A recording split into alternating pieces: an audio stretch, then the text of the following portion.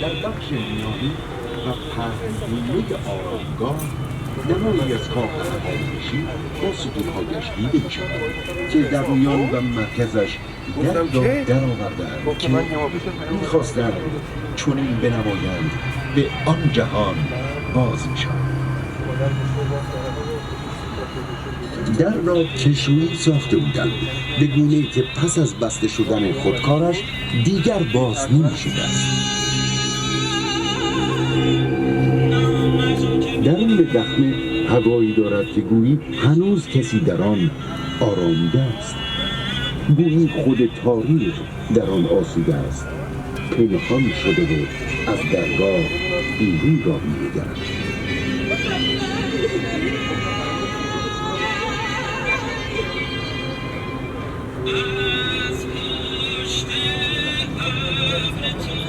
درون دخمه صندوق‌هایی برای جا دادن خانوادگان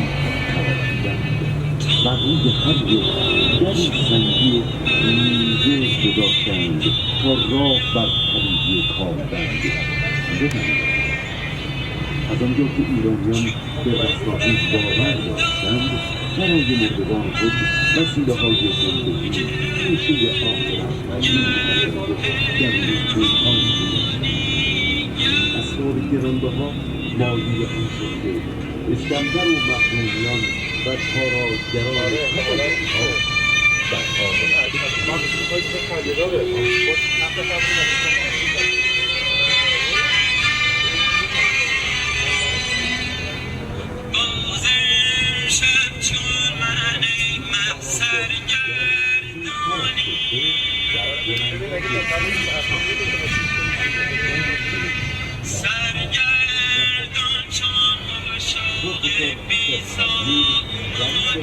این کاخ عالیقاپوه توی میدون نقش جهان.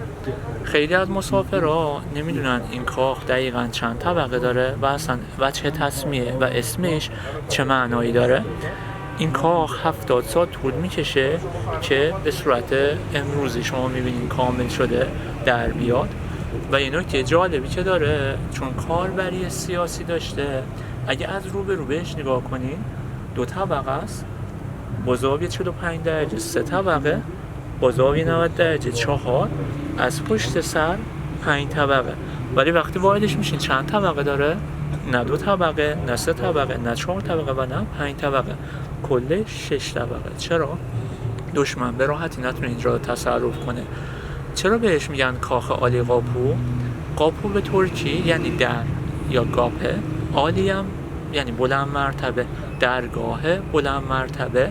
شاه عباس به احترام حضرت علی در حرم حضرت علی و نجف، یکی از درهای 8 گانه حرم رو میاره به کاخ عالیقاپو که دولت خونه صفوی بوده و در اصطلاح بهش میگن علی قاپو، دری که منتسب به حرم حضرت علی، و به اصطلاح ترکیش میگن علی قاپه، دری که منتسب به حرم حضرت علی. و قبل از اینکه وارد بشین بالای سر در یه جمله نوشته انا مدینه العلم و علیون بابها فمن اراد المدینه فلیأتها من بابه. این حدیث از پیامبره. اگه میخوایم وارد شهر علم بشین از دروازه ها باید عبور کنیم که دروازه ها همون معنیش آقا امیرالمومنینه. این کاخ عالیقاپوشه یه بنایی داریم توی اصفهان به نام منار جنبان. یه نفر از 700 سال پیشتر الان وارد این مناره میشه، با قدرت تکون میده، اون مناره هم تکون میخوره. چون ما چشممون مسلح نیست، فقط مناره هاشو میبینیم. این بنا مال دوران ایلخانیه، یعنی دورانی که بعد از مغول ها به حساب میاد. کل این سازه به ارتعاش در میاد، ولی ما چون چشممون مسلح نیست خیلی کم متوجهش میشیم. و ژاپنی‌ها دارن الان از این قانون فیزیک رزونانس توی ساختمونشون استفاده میکنن که ضد زلزله است. یه بنایی ما داریم توی اصفهان به نام پل خواجو. اکثر مسافرها این دو تا پل با هم اشتباه میگیرن. اگه دقت کرده باشیم مثلا طرف رفته پل خواجو و داره راجع به 33 پل صحبت میکنه. حالا چه فرقی بین 33 پل و خواجو وجود داره؟ این ماکت که روبروی شما هست پل خواجوه. توی زمان رضا شاه یه شاعری به نام ملک الشعرای بهار تبعید میشه به اصفهان، بهترین شعر خودش راجع به اصفهان توصیف میکنه و این شعر رو استاد تاج اصفهانی میسرایند و میخونن. من شعرش رو واسهتون تقدیم میکنم. فرقای بین 33 پل و خواجو روی شعر خدمتتون عرض میکنم. به اصفهان را که تا بنگری بهشت ثانی، به زنده رودش سلامی ز چشم ما رسانی، بنشین در کنیاس یاد شاه عباس، بستان از دل بر می. پل خواجو توی قسمت مرکزش دوتا شاه نشین یا کریاس داره ولی 33 پل نداره. اگه زیر تک تک دهنه های پل خواجو تشریف ببرین، اگه 45 درجه بیستین یه شمع میبینین. آب که از دل غربی میاد توی دل شرقی به این سکو و پله ها برخورد میکنه و شماتیک شبیه دسته گل بیرون میاد، شمع و گل و پروانه. و یه نکته جالبی که وجود داره، زیر دهنه های پل خواجو آواز میخونن اما زیر دهنه های 33 پل چنین قابلیتی رو نداره. اگه عکس هوایی پل خواجو رو ببینید، دو تا بال قسمت سمت راست و سمت چپ، قسمت مرکز سر و قسمت پایین پاهاش و قسمت پشتی دومش. حالا چرا دو تا شاه نشین داره پل خواجو؟ یکی به خاطر ایستایی این دو قسمت سمت چپ و راسته توی قسمت مرکز قرار گرفته. و یه نکته جالب، صبح زود که میشده آفتاب طلوع میکرده، توی ضلع شرقی شاه عباس کنار سوگلیاش می نشسته و جوش و خروش آب توی ضلع شرقی بیشتر که پله ها وجود داره. توی بعد از ظهر توی ضلع غربی می نشستن، به جای پله موج شکن داره. هنگام غروب آفتاب کنار سوگلیاش توی اون شاه نشین بوده و از غروب آفتاب لذت می برده. این هم پل خواجو هست. و یه بنای خیلی جالبی که توی اصفهان وجود داره، چون اصفهان شهر ادیان هست، ما توی اصفهان زرتشتی داشتیم، یهودی داشتیم، مسلمون داریم و مسیحی هم حتی تا به امروز داریم. زیباترین کلیسای اصفهان کلیسای بانکه. شاه عباس ارامنه رو به خاطر سیاستی که داشته کوچه اجباری میده به اصفهان و بهشون بهترین منطقه اصفهان دشت حاصل خیز جنوب اصفهان رو در اختیارشون قرار میده. بهشون میگه اگه میخواین کلیسا بسازین اما معماری پایتخت منو به هم نزنید. اصفهان شهر گنبدهای فیروزه‌ایه. از دور فکر میکنی مسجد گنبد داره ولی وقتی بهش نزدیک میشی سبکش ایرانی اروپاییه و اسم اون منطقه رو به احترام اون مردمی که از جلفای ارمنستان اومدن بهش میگن نیو جلفا، یعنی جلفای جدید که ما به اشتباه میگیم جلفا. جلفای اصلی همونیه که توی ارمنستانه و این که توی اصفهان بهش میگن نیو جلفا. سبک معماریش هم تلفیقی ایرانی و اروپاییه. در زمان شاه طهماسب پایتخت قزوین بوده و این نکته جالب که وجود داره، به هر جفتش میگن 40 ستون. 40 ستون قزوین عمارت کلاهبرانگی هم بهش میگن اما تعداد ستوناش به 40 عدد نمیرسه. کاخ 40 ستون اصفهان رو ببینید، خیلی از مخاطبین میگن 40 ستونه به خاطر اینه که بچه تسمیه‌اش 20 ستونه، 20 تاش انعکاس پیدا میکنه داخل آب. اما واقعیت یه چیز دیگه است. ما ایرانی ها توی فرهنگمون وقتی بخوایم یه موضوعی واسه مخاطب اقرار کنیم از عدد کسرت 40 استفاده میکنیم. یک کلاغ، 40 کلاغ، یه لوستره ولی میگیم 40 چراغ یا 40 نشینی داریم.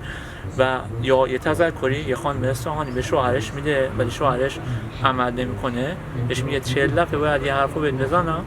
و این نکته جالبی که وجود داره، اوج پختگی انسان تو سن 40 سالگیه.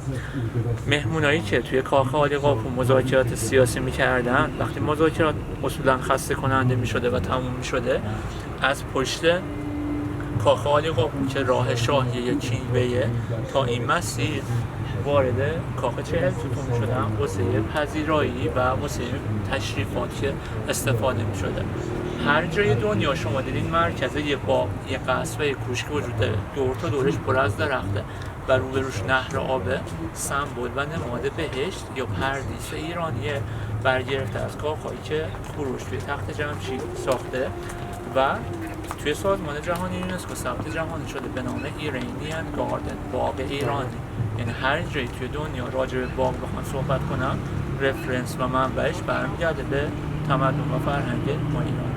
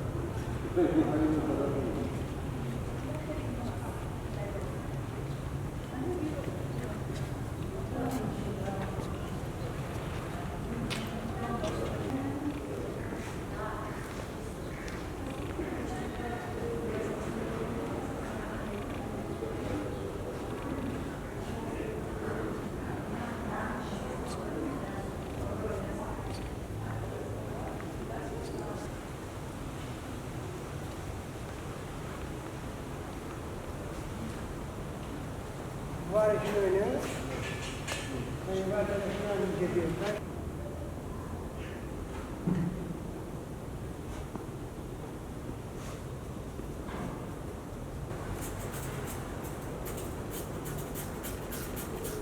نه تمیز بشه خوب میشه، تمیز نیست.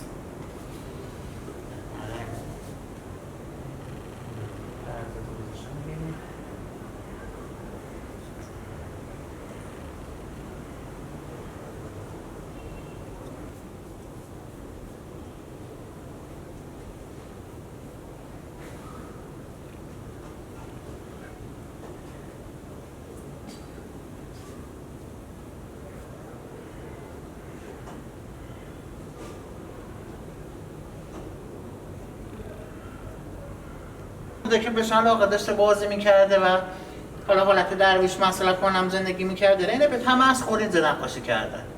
یعنی این قسمت رو ببینید جیبه رو برداشتن، حالا البته مبتدیانه برداشته شده و یا نقرش رو